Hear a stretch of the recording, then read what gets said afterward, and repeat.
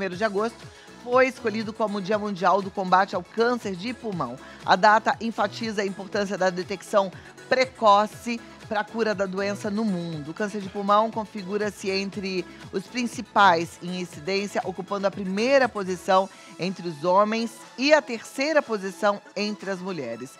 E essa doença, gente, é a principal causa de morte por câncer, infelizmente, representando aproximadamente 25% de todas as mortes. Só para você ter uma ideia, atualmente morrem mais pessoas de câncer de pulmão do que de câncer coloretal. Aliás, o câncer coloretal, a gente tem muita chance de fazer a prevenção através dos exames de colonoscopia.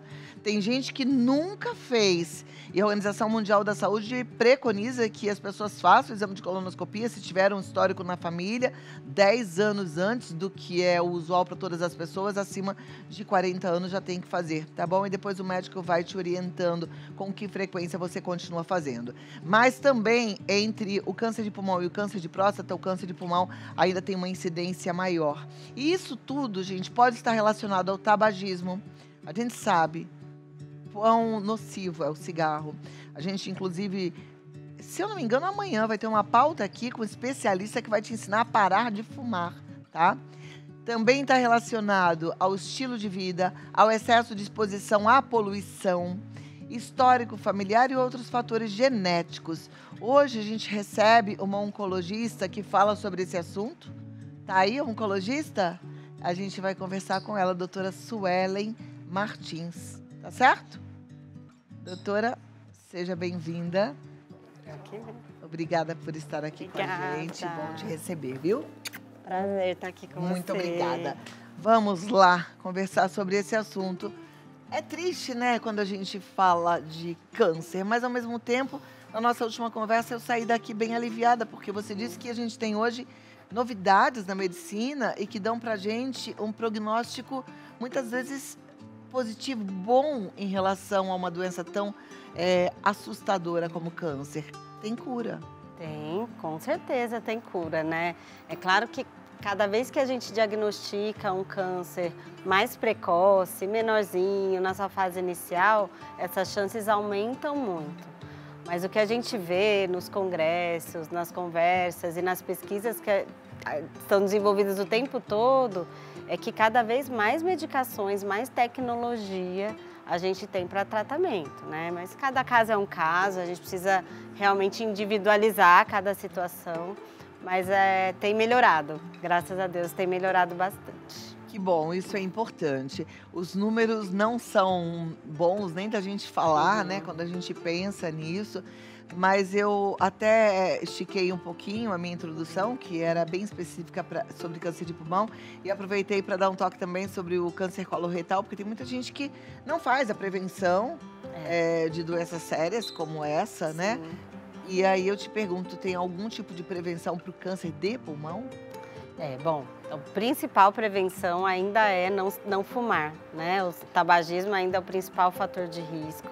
A gente vê que tem aumentado bastante os casos de não fumantes, né? Mas não fumar é muito importante porque ainda é o fator de risco mais importante.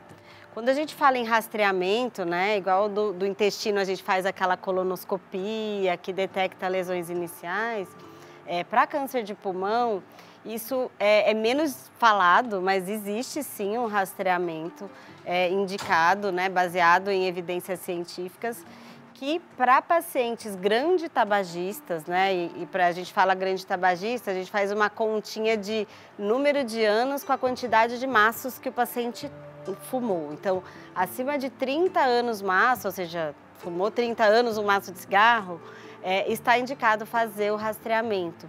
Ele é feito através de tomografia, né? A gente fala que é uma tomografia com baixa dose de radiação, então é sem contraste, é uma técnica com uma dose menor para tentar identificar um início de um câncer de pulmão. E como eu disse, né, quanto mais cedo a gente diagnostica, mais chance de cura o paciente tem. Isso é feito para pacientes mais velhos, né, acima de 55 anos, e que tem essa alta carga tabágica. né? Perfeito. As pessoas que decidem, depois de muito tempo, parar de fumar, e aí já estão livres do cigarro por 20, por 10, 20 anos, elas mesmo assim continuam sendo pacientes de risco a câncer de pulmão? Sempre, né? Uma vez que fumou, sempre tem um risco maior de ter câncer de pulmão, assim como outros tumores induzidos pelo tabagismo.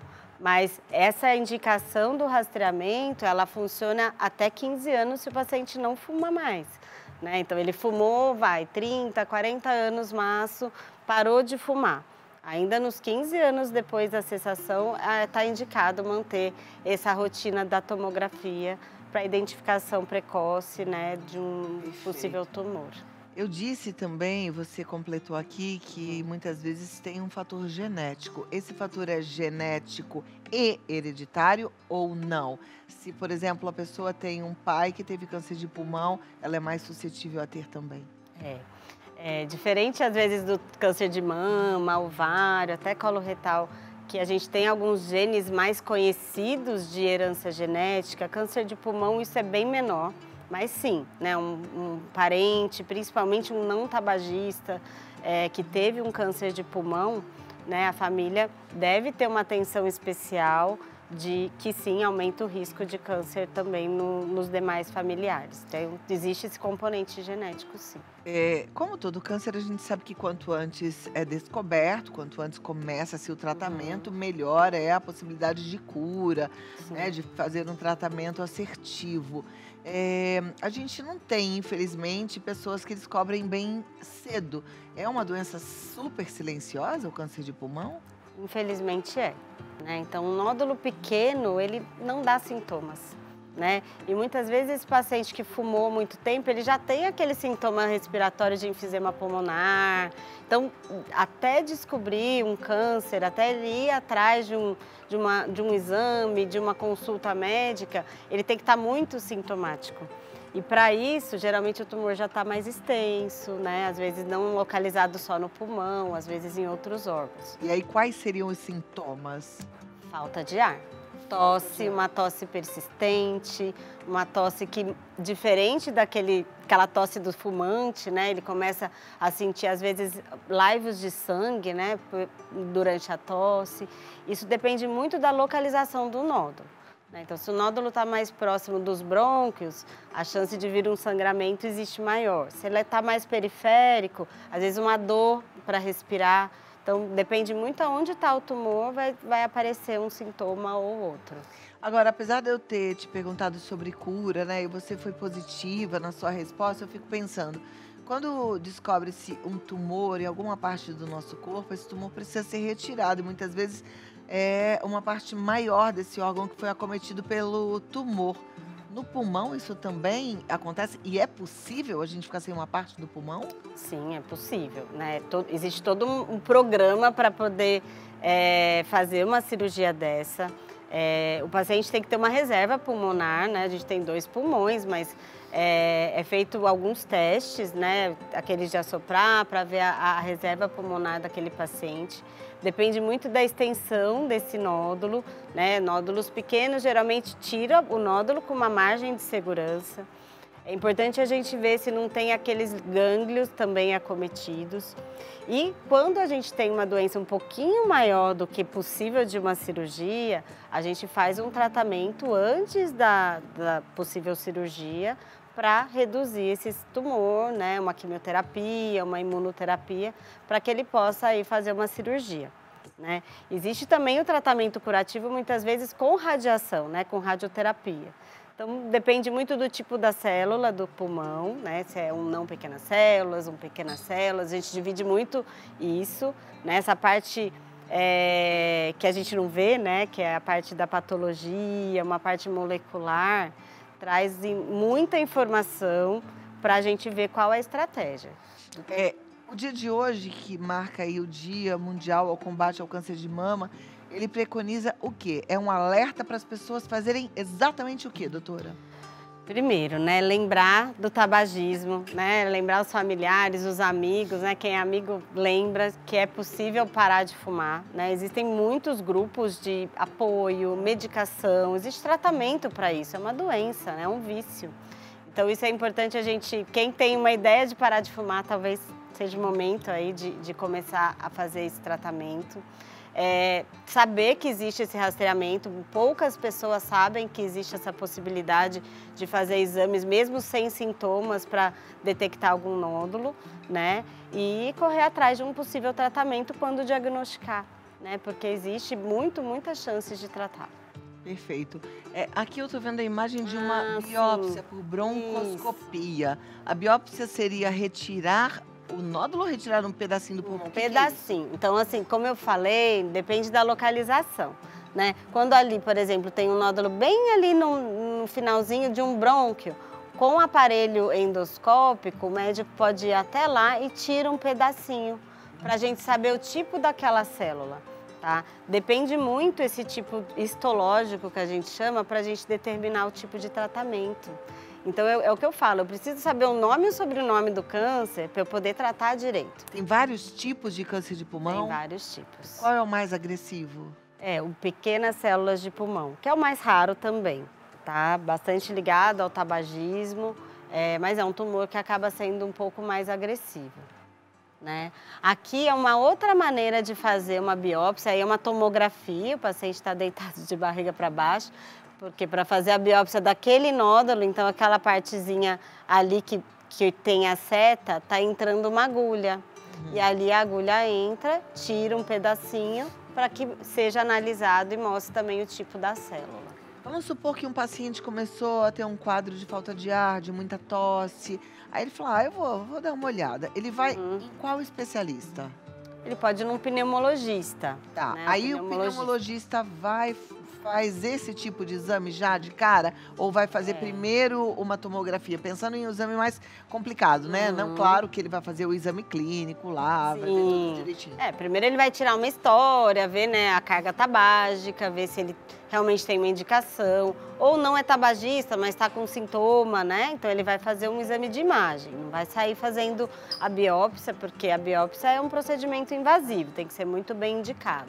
Então ele vai fazer um raio-x ou uma tomografia e caso detecte um nódulo pulmonar suspeito, né, porque a gente tem vários tipos de nódulo pulmonar também, alguns nódulos que não são suspeitos, e daí se indica fazer a biópsia, para ter certeza que é um câncer, né, às vezes pode ser uma infecção, pode ser outras coisas. Então, na tomografia, a gente vai enxergar nódulos, não necessariamente são malignos, é isso? Não necessariamente. Para a gente tratar um câncer de pulmão, a gente precisa saber se é câncer mesmo. E qual é o tipo do câncer. Qual é o tipo do câncer, isso que a biópsia é necessária. Isso.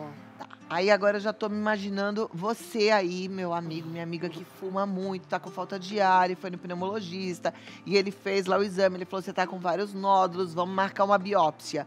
Aí nessa hora você fala, é melhor eu parar de fumar. Se esse paciente que tá lá nos ouvindo pensa aí, se parar de fumar, ele tá ajudando em alguma coisa ou já não adianta mais nada? Sempre é tempo.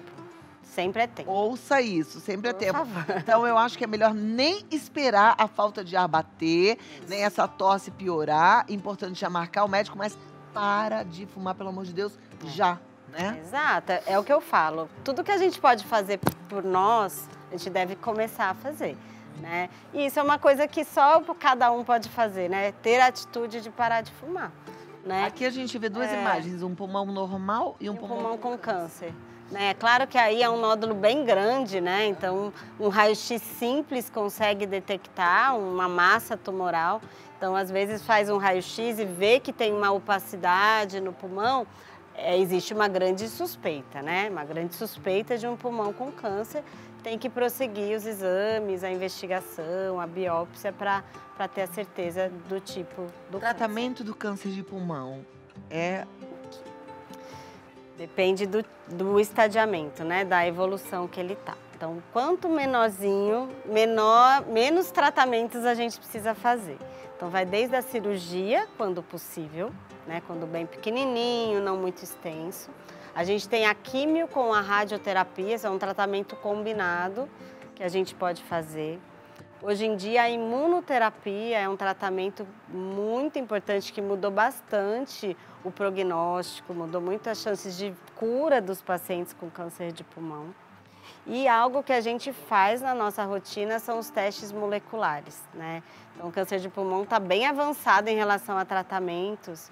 Então, a gente avalia, esse pedacinho que a gente manda para análise é super precioso e a gente faz análises de alvos moleculares. O que é isso? A gente acha uma mutação ali no câncer e existe remédio para aquilo. Então, é bem importante a gente começar certo para tratar direitinho. Perfeito. Olha, a gente tem que ter mais consciência e responsabilidade do presente, que é a nossa saúde, né? E cuidar melhor da gente. Amanhã a gente recebe um médico que vai ensinar você a parar de fumar. Aqui, ó. Não perca essa oportunidade de aprender, tá bom? Maravilha. Porque é necessário. Sim. Quanto antes, né? E é possível, né? Possível. É possível. Mais algum recado, doutora? Eu acho que a gente tem que ficar sempre atento aos sinais do nosso corpo, né? Saber o que está diferente, não postergar uma ida ao médico, fazer os exames de rotina, né? Sempre que necessário e cuidar um pouco mais da gente, né? Tentar fazer a nossa parte de exercício físico, de hidratação, de parar de fumar. Eu acho que se a gente faz a nossa parte, a gente está ali num degrauzinho melhor para cura, se for diagnosticado e tudo mais, né? A gente já falou várias vezes aqui, né? Quando a gente fala de parar de fumar, não é só o cigarro que a nossa geração conheceu e muitos ainda fumam, mas hoje os eletrônicos, são piores. Muito perigoso, muito. A gente não sabe o que tem ali, né? O que a gente sabe é que tem muita coisa, muita substância química, não é só o cigarro, né? Mas tem muita substância química carcinogênica, ou seja, capaz de causar um câncer. Uma curiosidade, doutora, nessa nova geração, você por acaso tem conhecimento, ciência, não sei se você ou um colega já teve caso de jovem com câncer de pulmão por causa disso? Sim, já tem. E daí tem vindo casos de pessoas mais jovens, né? Normalmente a média de idade de 70 anos, 60 anos. Então a gente acaba vendo pacientes de 40, 50 anos tendo câncer de pulmão. Não só câncer, né? Outros problemas respiratórios graves que limitam, né? Deixa de viver de uma forma saudável. Então é muito triste. Muito triste, muito sério.